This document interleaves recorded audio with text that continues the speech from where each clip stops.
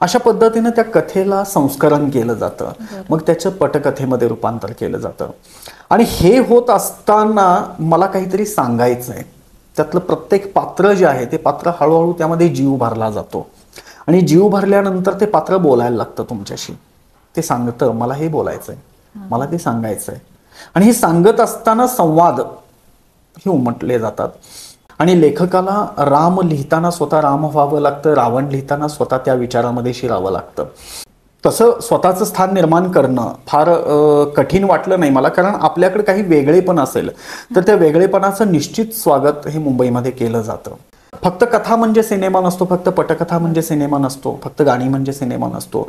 तर ही अंग आहेत आणि त्या प्रत्येक अंगासाठी लेखकानं काम हे केलंच पाहिजे, तेवढ्याच प्रभावीपणे केलं पाहिजे.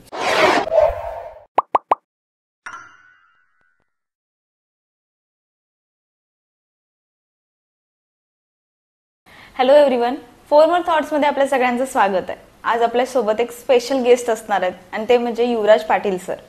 युवराज पाटील सर यांनी नाटक असेल, सिनेमा असेल किंवा सिरियल्स असेल या तिन्ही क्षेत्रामध्ये संवाद लेखन केलेलं आहे. त्यासोबत ते गीतकार देखील आहेत. त्यांची स्वराज्य सौदामिनी, ताराराणी, त्याचबरोबर आता सुरू असणारी स्टार प्रवाहावरती उदय गांबे उदय ही सिरियल हे आपल्या सर्वांना माहितीच आहेत. सो त्यांच्याकडून आपण जाणून घेणार आहोत आज की त्यांचा लेखन प्रवास कसा होता आणि आज ते कशा प्रकारे यशस्वी झाले आहेत, त्याबद्दल आपण त्यांच्याशी गप्पा मारणार आहोत. सो सर्वप्रथम आपण सरांचं स्वागत करूया. Welcome to the show sir. नमस्कार.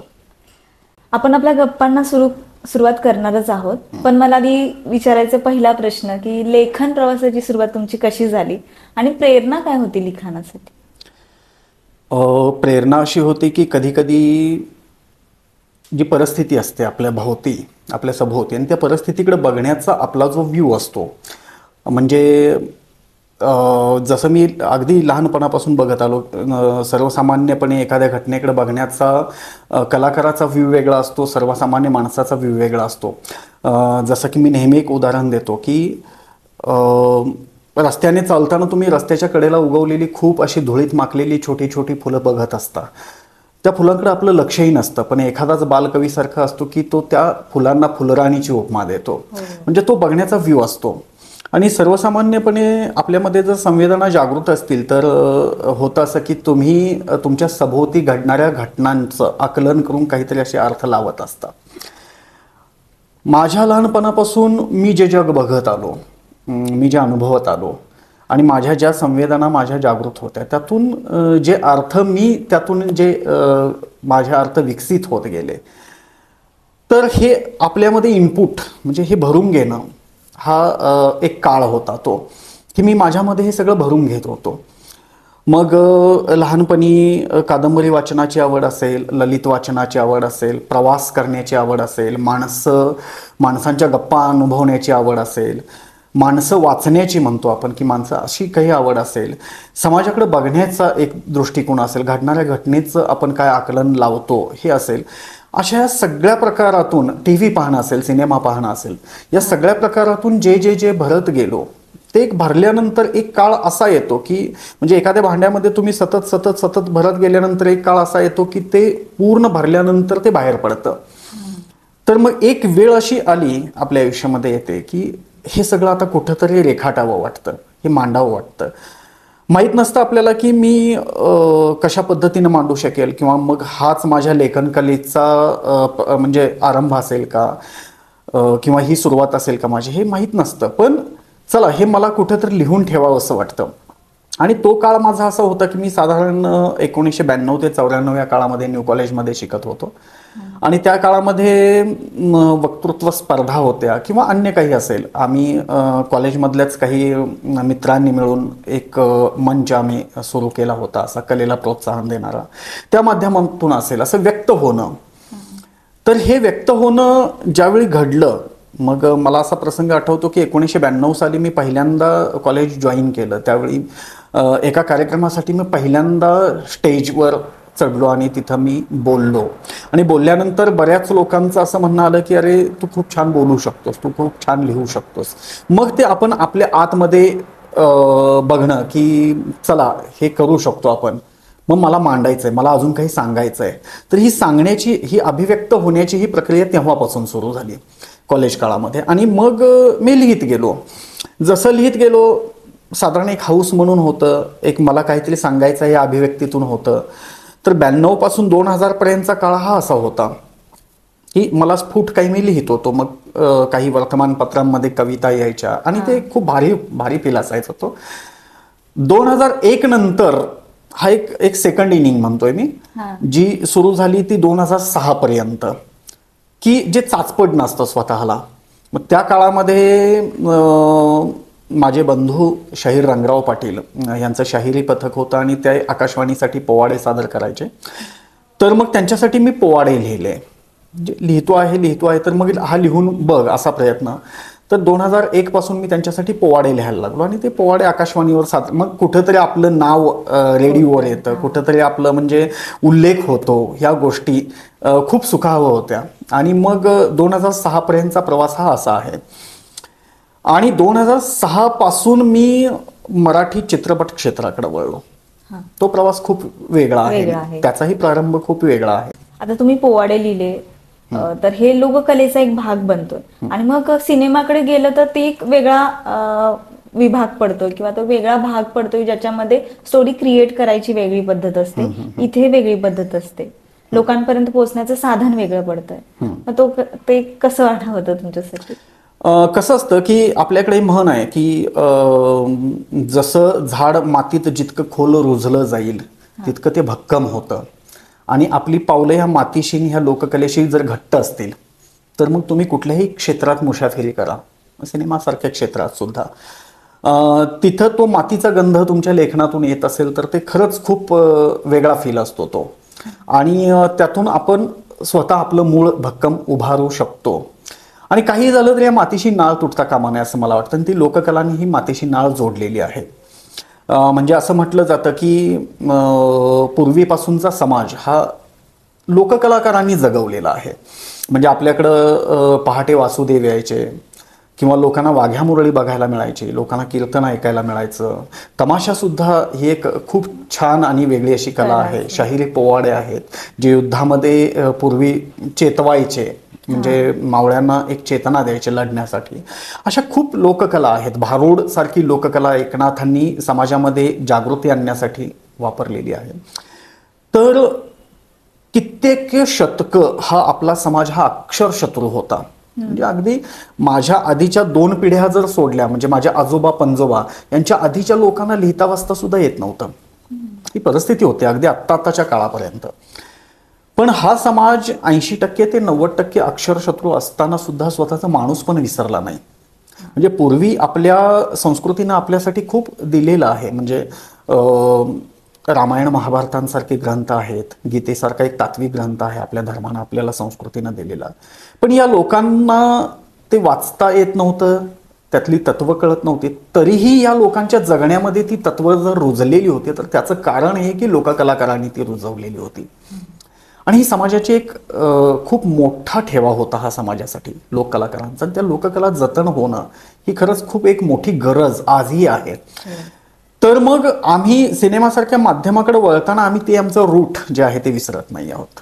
आणि आज सिनेमासारख्या क्षेत्रामध्ये सुद्धा ज्या कलाकारांनी आपली ही मातीशी नाळ घट्ट ठेवलेली आहे, हे कलाकार आज एका वेगळ्या स्थानावर आहेत.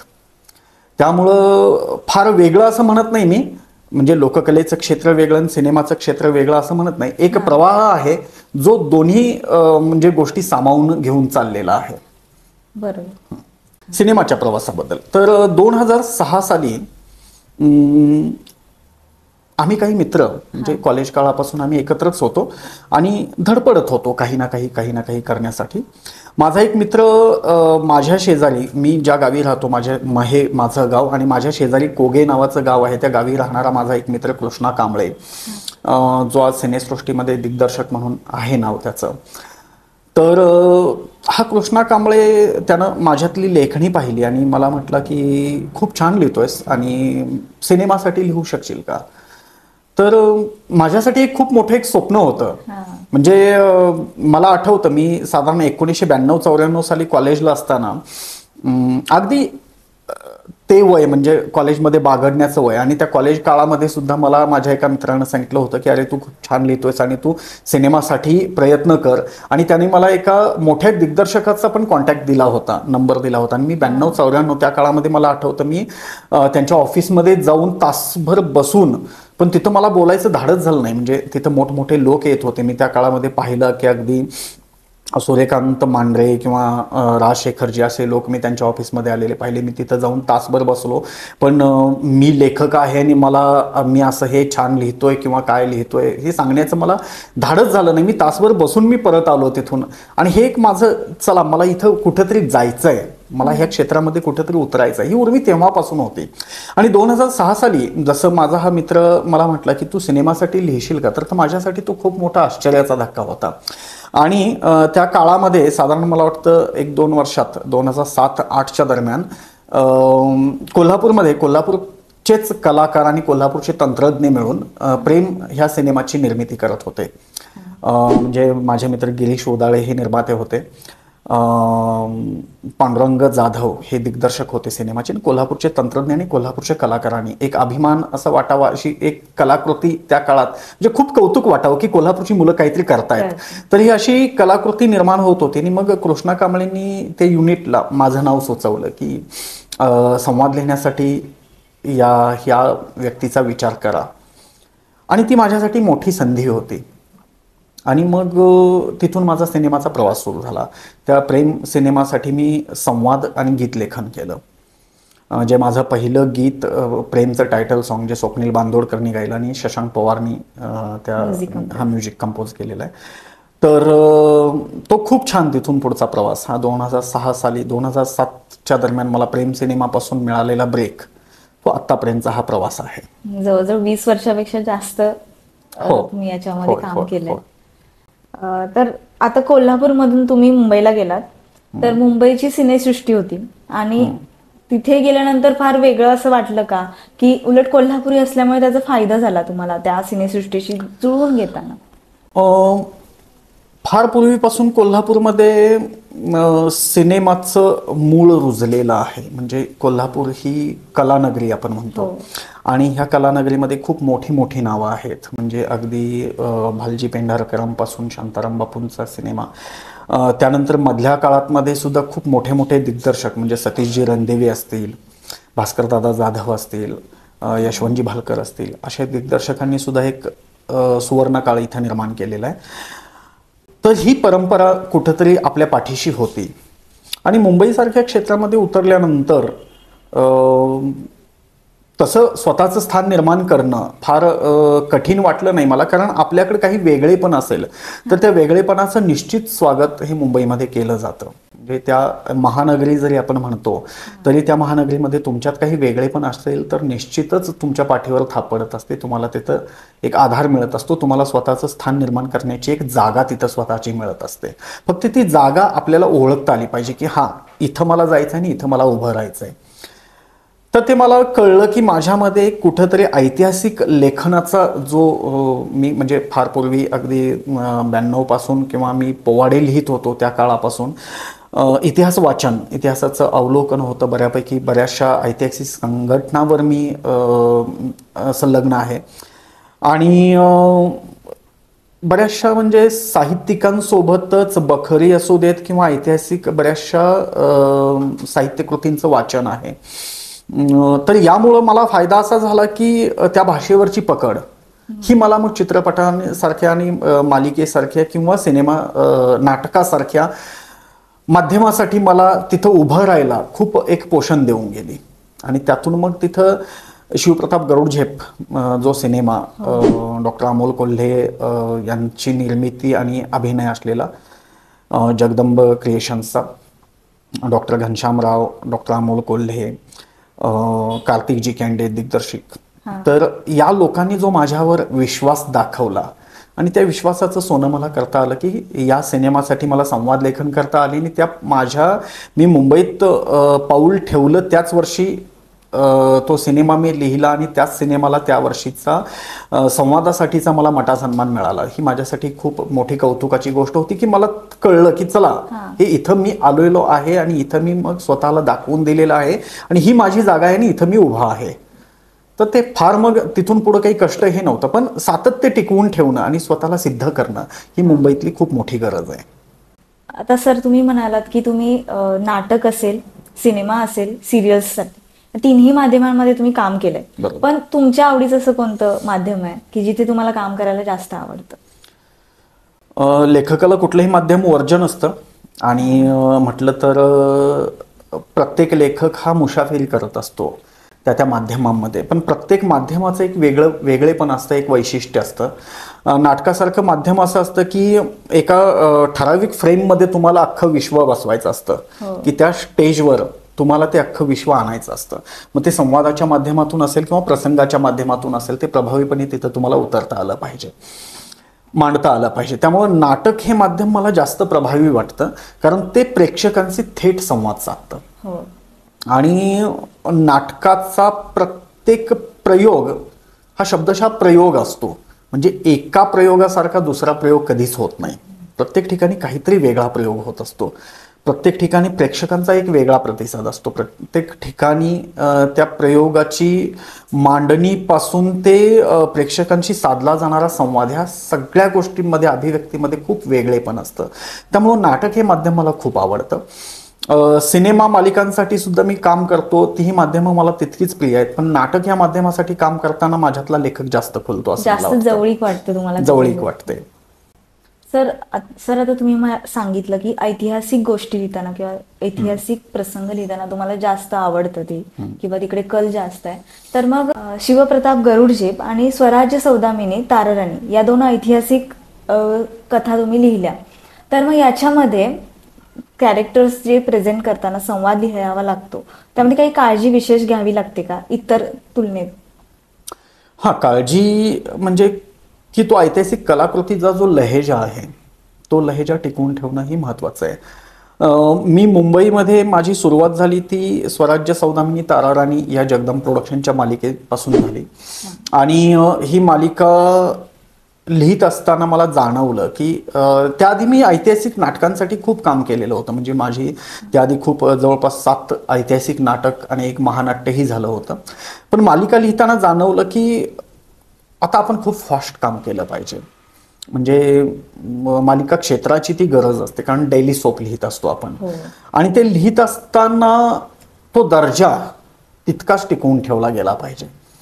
म्हणजे नाटक लिहिताना मी खूप विचार करून किंवा खूप वेळ घेऊन मला एक त्या कलाकृतीचा आनंद घेत घेत घेत काम करत असतो. मालिका लिहित असताना तो आनंद घ्यायचाच असतो, तो दर्जा टिकवायचाच असतो, पण त्याचा वेग हा खूप वेगळा असतो. आणि हे लिहित असताना कुठंतरी ऐतिहासिक मालिका आहे आणि ऐतिहासिक मालिकेला जर समजा कुठेतरी 20व्या-21व्या शतकातला शब्द असेल किंवा इंग्रजीतून परभाषेतून आलेला एखादा शब्द असेल, तर तो शब्द त्यात जाता कामा नये, या गोष्टीचं भान ठेवावं. साधारण 1600 ते 1700 या म्हणजे 16व्या-17व्या शतकामध्ये म्हणूया की जो कालखंड होता, त्या कालखंडामध्ये मराठीमध्ये उर्दूचं मिश्रण खूप झालेलं होतं. प्राकृत भाषेचा प्रभाव होता, तसा उर्दू सुफी साहित्याचाही प्रभाव मराठीवर होता. तर ते लिहित असताना आपल्याला त्याही भाषांचं अंग माहिती पाहिजे.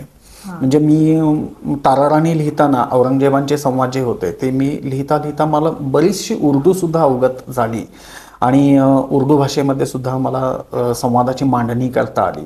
तर ते अवलोकन होत असतं. आणि महत्त्वाचं ही गोष्ट आहे की या 2 भाषांव्यतिरिक्त जे परभाषेतील शब्द येत असतील तर ते कटाक्षाने टाळावे लागतात. आता याही पाठीमागे जाऊन मी सध्या एक स्टार प्रवाहासाठी मी पौराणिक मालिका लिहितोय. स्टार प्रवाहाला संध्याकाळी 6:30 वाजता उदयगांबे नावाची मालिका आता जी लागते, त्या मालिकेचं सध्या संवाद लेखन करतोय. इथं जास्त कटाक्ष पाळावा लागतो, कारण हा पौराणिक काळ आहे, म्हणजे हजारो वर्षापूर्वीचा काळ आहे, ज्या काळात उर्दू किंवा हिंदी विकसित नव्हती. संस्कृत भाषा आणि मराठी भाषा या दोन्ही भाषांचा प्रभाव त्यावर चालू शकतो. पण एखादा उर्दू शब्द जाईल, एखादा कुठल्याही परभाषेचा शब्द जाईल, ही ऐतिहासिक पेक्षा जास्त काळजी ही पौराणिकला घ्यावी लागते. कारण लोक आध्यात्मिकरित्या जोडले पण जातात आणि जोडले चुकीचा जातात. शब्द गेला हो. तर मग ते त्याची त्या संवेदना पण आल्या पाहिजेत, ते अध्यात्मही दिसलं पाहिजे, पण त्याचबरोबर भाषेवर खूप वेगळा कंट्रोल राहिला पाहिजे. आता ही काळजी हे कळाली आम्हाला की तुम्हाला खूप जास्त अभ्यास पण करावा लागतो आणि काळजी पण लिहिताना खूप घ्यावी लागते. तर तुम्ही गाणी पण लिहिताय आणि संवाद लेखन करताय, तर मग त्यातलं कोणतं आवडतं तुम्हाला जास्त, की संवाद लिहायला आवडतात की गाणी? मी कथा, पटकथा, संवाद आणि गाणी ह्या चारही माध्यमांसाठी काम केलेलं आहे. मला प्रभावी प्रत्येक माध्यम वाटतं. आणि कसं असतं की जसं मगाशी मी एका झाडाचं उदाहरण दिलं, तर ते झाड म्हणजे काय असतं की झाडाचं खोड म्हणजे झाड नसतं, झाडाचं पान म्हणजे झाड नसतं, झाडाची फांदी म्हणजे हे झाड नसतं, किंवा मूळ म्हणजे हे झाड नसतं. तर ह्या परिपूर्ण ह्या सगळ्या गोष्टी मिळून जे बनतं ते झाड असतं. तसं फक्त कथा म्हणजे सिनेमा नसतो, फक्त पटकथा म्हणजे सिनेमा नसतो, फक्त गाणी म्हणजे सिनेमा नसतो. तर ही अंग आहेत आणि त्या प्रत्येक अंगासाठी लेखकानं काम हे केलंच पाहिजे, तेवढ्याच प्रभावीपणे केलं पाहिजे. कथाबीज सुचणं ही खूप मोठी गोष्ट आहे. कारण ते बीज ज्याला म्हणतो आपण, बीज तुम्ही मातीमध्ये ज्या पद्धतीचं रुजवताय त्याच पद्धतीची फळं तुम्हाला भविष्यामध्ये मिळवायची असतात किंवा मिळत असतात. तर मला असं वाटतं की ते बीज रोपण म्हणजे कथा सुचणं ही खूप मोठी गोष्ट आहे. कथा सुचल्यानंतर जसं की एखादं बाळ जन्माला आल्यानंतर त्याला आपण अलंकार चढवतो, त्याला अंगडं टोपडं घालतो किंवा त्याला सजवतो, त्याला काजळाचा तीट लावतो. अशा पद्धतीनं त्या कथेला संस्करण केलं जातं, मग त्याचं पटकथेमध्ये रूपांतर केलं जातं. आणि हे होत असताना मला काहीतरी सांगायचं आहे. त्यातलं प्रत्येक पात्र जे आहे ते पात्र हळूहळू त्यामध्ये जीव भरला जातो आणि जीव भरल्यानंतर ते पात्र बोलायला लागतं तुमच्याशी. ते सांगतं मला हे बोलायचंय, मला ते सांगायचंय. आणि हे सांगत असताना संवाद हे उमटले जातात. आणि संवादाचं एक मला असं वाटतं की संवाद लिहिणं ही खूप सोपी वाटणारी प्रक्रिया असली तरी तशी ती खूप कठीण आहे. कारण त्या प्रत्येक पात्राची मानसिकता तुम्हाला कळली पाहिजे. ते पात्र कुठल्या परिस्थितीत आहे, त्याच्या जन्मापासून त्या पात्रावर काय प्रभाव पडलेले आहेत. म्हणजे आम्ही रामायण पाहत असताना किंवा महाभारत पाहत असताना आम्ही रावण दुष्ट होता किंवा दुःशासन दुर्योधन दुष्ट होते असं फक्त बोलून आम्ही मोकळं होतो, पण त्या दुष्टपणा पाठीमागं त्यांची जी काही जडणघडण होती की बालपणापासून मग त्यांच्यावर काय संस्कार झाले असतील, कुठल्या माध्यमातून ते पुढे आले असतील, त्यांना भेटलेले लोक कोण असतील, त्यांनी समाजामध्ये लहानपणापासून आतापर्यंत काय पाहिलेलं असेल, त्या सगळ्या गोष्टींचा त्यांच्यावर काय काय परिणाम होत गेला असेल, त्यातून मग त्यांची विचारसरणी अशी झाली असेल का, ह्या सगळ्या मानसशास्त्रीय म्हणजे बाबींचा विचार करून त्या पात्राची जडणघडण आपण करत असतो. आणि लेखकाला राम लिहिताना स्वतः राम व्हावं लागतं, रावण लिहिताना स्वतः त्या विचारामध्ये शिरावं लागतं. तर मला असं वाटतं की त्या प्रत्येक पात्राला तेव्हाच न्याय मिळतो जेव्हा तुम्ही खोलवर त्या पात्रामध्ये विरघळता. आणि त्यामुळे संवाद लेखनाची प्रक्रिया सुद्धा ही खूप मोलाची ठरते आणि ही सुद्धा एक हा वेगळा आणि महत्त्वाचा टप्पा ठरतो. आणि गीत लेखनाच्या बाबतीत म्हणाल तर जसं की त्या झाडाचं फळ असतं की तो अर्क असतो त्या झाडाचा, की ते सगळं साचून त्या फळाच्या रूपानं आपल्या समोर आलेलं असतं. तसं गीत लेखन हा अर्क आहे आणि जे तुम्हाला खूप भाराभर शब्दांमध्ये सांगायचं असतं ते तुम्ही 1 ते 2 ओळीमध्ये सांगून मोकळे होत असता. आणि खूप म्हणजे मला खूप काही बोलायचं असतं, पण ते न बोलता मी एका ओळीमध्ये ती जर सगळी भावना व्यक्त होत असेल तर माझ्यातल्या गीतलेखकाला मी चालना देतो असं वाटतं. सर अशी म्हणजे खूप मोठी प्रोसेस तुम्ही सांगितली की ज्याने आम्हाला कळालं की इतकी सोपं नसतं की एखादी संवाद लिहिणं, कथा लिहिणं, त्यामागे खूप मोठी प्रोसेस आणि त्यामागे मोठी कष्ट पण असतात. त्या जागी सगळं स्वतःला इमॅजिन करून ती कथा लिहिणं वगैरे. आता सर तुम्हाला 20 वर्ष पेक्षा जास्त होऊन गेलेत या इंडस्ट्रीमध्ये तुम्ही काम करताय, आता तुम्हाला काही चेंजेस जाणवत आहेत का सृष्टी चित्रपट किंवा नाट्यसृष्टीमध्ये? भरपूर आहेत. होणारा बदल हा फक्त काही तंत्राचा आहे असं नाही आहे. म्हणजे सिनेमाचं 20 वर्षापूर्वीचं तंत्र हे होतं आणि आत्ताचं तंत्र हे आहे एवढ्यापुरता हा बदल नाही आहे. लोकांची अभिरुची बदललेली आहे की म्हणजे ढोबळमानानं सांगायचं झालं तर पूर्वी 3 तासाचे सिनेमे लोक पाहायचे, आता 2 तासाचे सिनेमे सुद्धा पाहायला वेळ नसतो आपल्याला. मग अगदी छोट्या छोट्या रील्समधून सुद्धा लोकांचं मनोरंजन करता येऊ शकतं.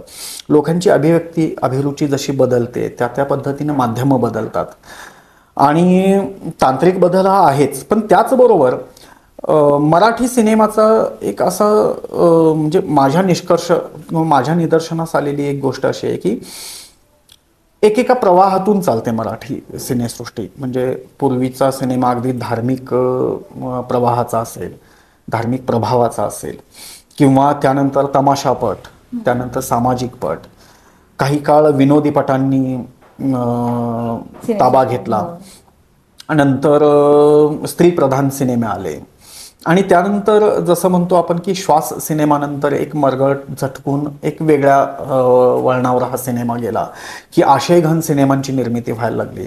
त्यानंतर अगदी सैराटसारख्या सिनेमामुळं सुद्धा अजून एक चित्र बदललं. पण ह्या सगळ्या जरी प्रवाह बदलत असले तर त्या प्रवाहाची एक वीण असते, एक धागा जो असतो तो समान आहे, तो मात्र कायमच राहिलेला आहे अगदी सुरुवातीच्या काळापासून आत्ताच्या काळापर्यंत, की प्रत्येक कलाकृतीमधून मला काहीतरी सांगायचं आहे. ही जी अभिव्यक्ती असते ही त्या त्या काळाचं प्रतिबिंब असते.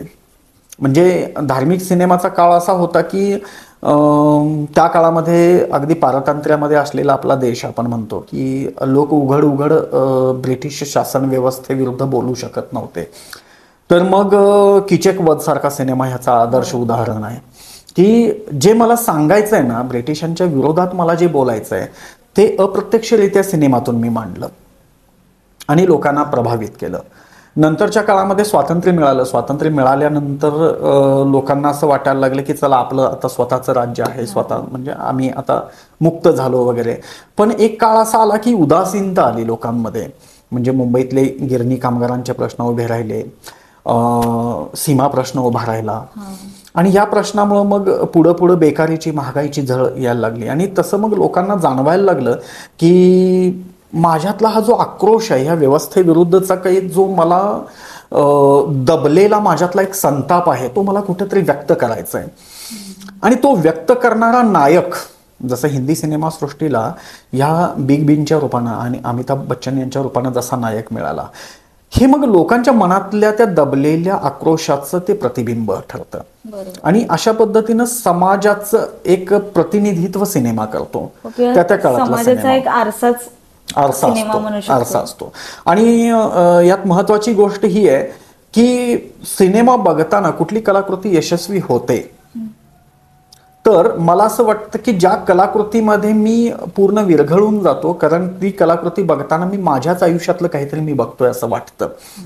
जे मला काही प्रश्न पडलेले असतात आणि त्या प्रश्नांचं कुठंतरी उत्तर ते सिने कलाकृती मला देते, तो सिनेमा मला देतो असं ज्यावेळी मला जाणवतं त्यावेळी त्या सिनेमाशी मी तादात्म्य पावतो, त्यावेळी त्या सिनेमामध्ये मी विरघळतो. आणि प्रत्येक प्रेक्षकाला अशा खूप कमी कलाकृती आहेत ज्या प्रत्येक प्रेक्षकाला असं सामावून घेतात आणि विरघळायला भाग पाडतात की म्हणजे ती कलाकृती पाहताना वाटतं की अरे हां, हे माझ्या आयुष्यामध्ये घडलं होतं, किंवा अरे हां, या प्रश्नाचं उत्तर मला हवं होतं आणि या सिनेमानं ते उत्तर दिलं. आणि मग ती कलाकृती लोकांच्या डोक्यावर घेतली जाते लोकांकडून आणि मग ती कलाकृती यशस्वी होते. जसं प्रतिबिंब असतं त्या प्रतिबिंबाबरोबर ती प्रतिनिधित्वही करणारी असते की माझ्या सगळ्या प्रश्नांची उत्तरं मला जे अपेक्षित आहे त्याचं प्रतिबिंब त्या सिनेमामध्ये दिसतं. हे होत असताना ती कलाकृती यशाकडे वाटचाल करते असं मला वाटतं. तर आता तुमच्यासाठी सक्सेसची हे डेफिनेशन काय आहे तुमच्यासाठी? प्रत्येकासाठी हे डेफिनेशन वेगळं असतं. कारण समाधान तुम्ही कुठं घेता, म्हणजे मी एक कलाकृती करून सुद्धा समाधानी असतो किंवा मी 100 कलाकृती यशस्वी देऊन सुद्धा मला समाधान मिळेल असं सांगता येत नाही. एक कलाकृती यश देऊन जाते आणि मग तो आयुष्यभर मी फील घेत राहतो, किंवा 100 कलाकृतींनी यश देऊन सुद्धा मी तहानलेला राहतो.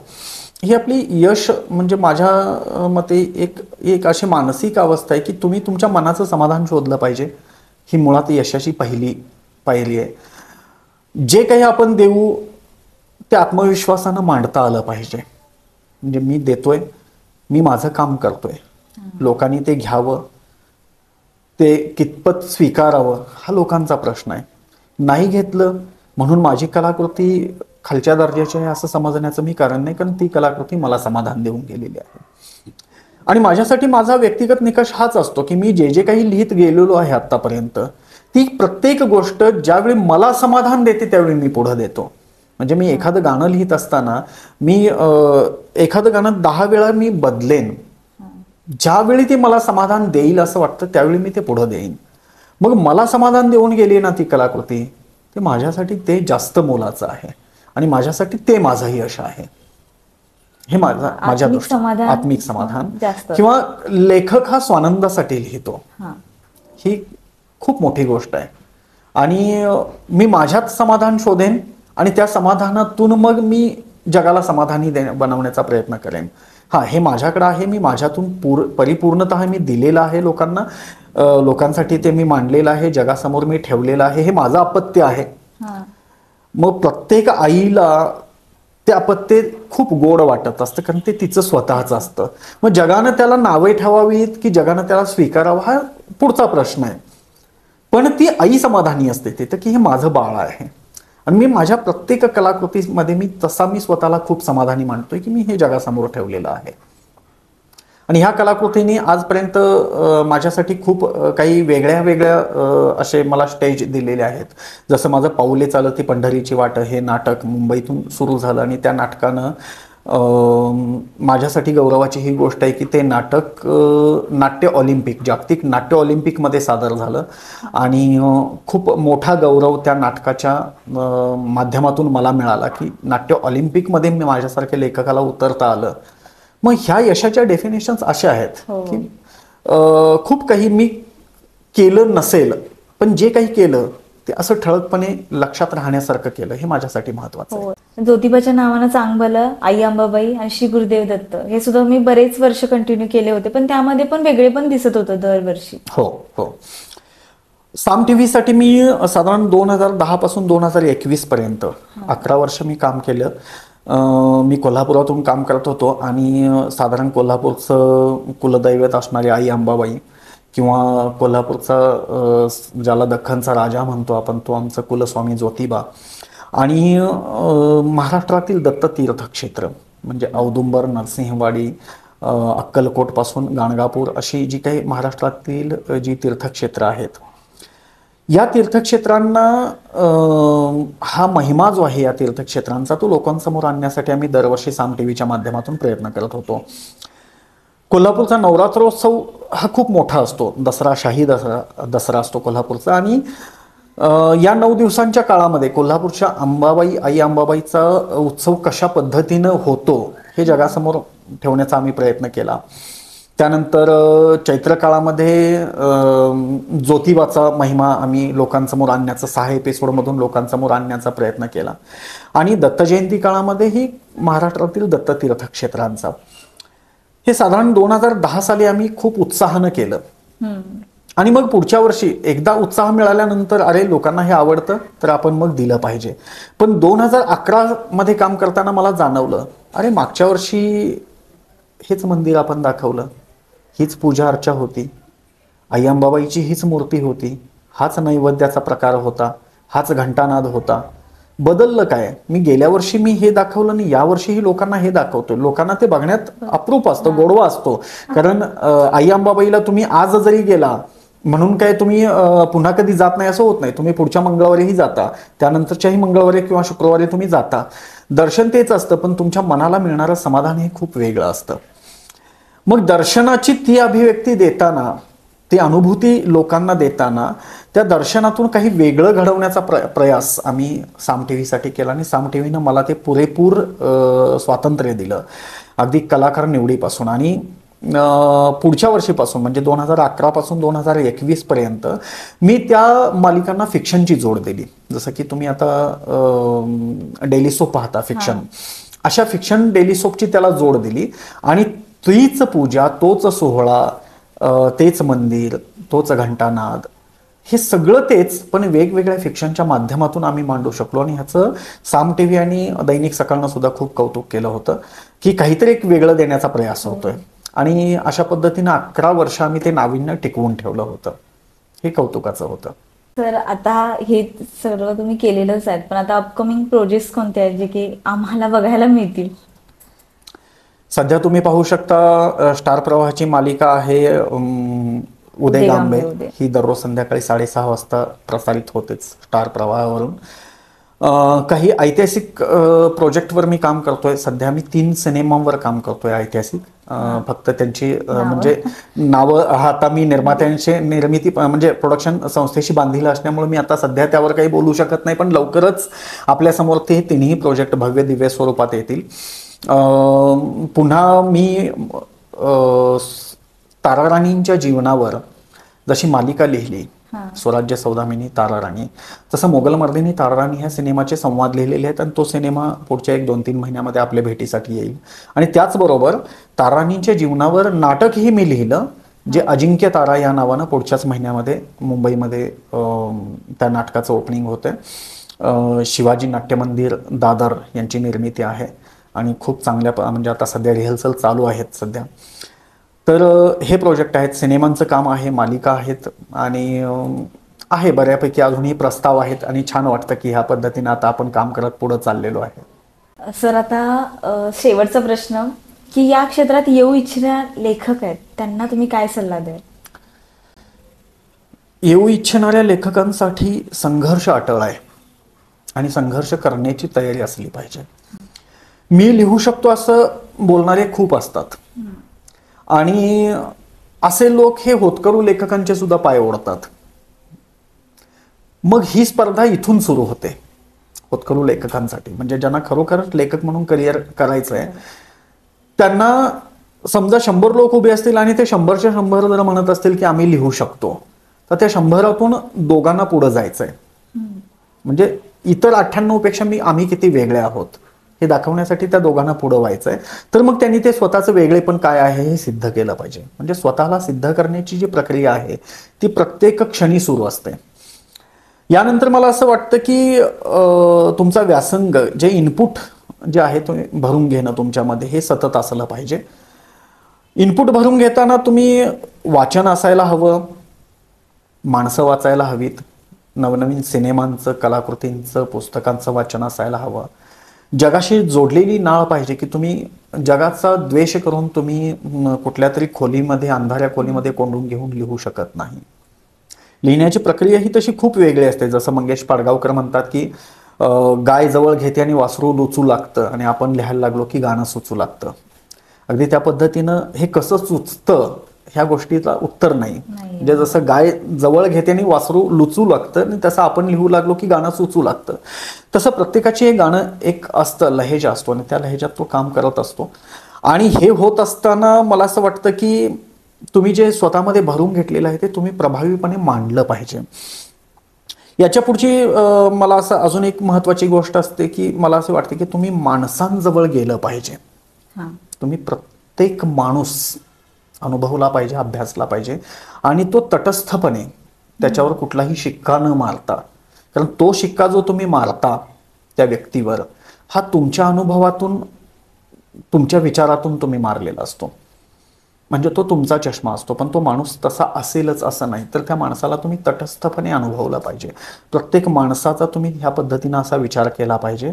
आणि हे सगळं करत असताना तुमचं पाय हे नेहमीच जमिनीवर असले पाहिजेत, कारण हे पाय कधीही डगमगता कामा नाहीत, लटपटता कामा नाहीत. किंवा तुम्ही एखादी कलाकृती तुम्हाला यश मिळालंय म्हणून तुम्ही हुरळून जाता कामा नये.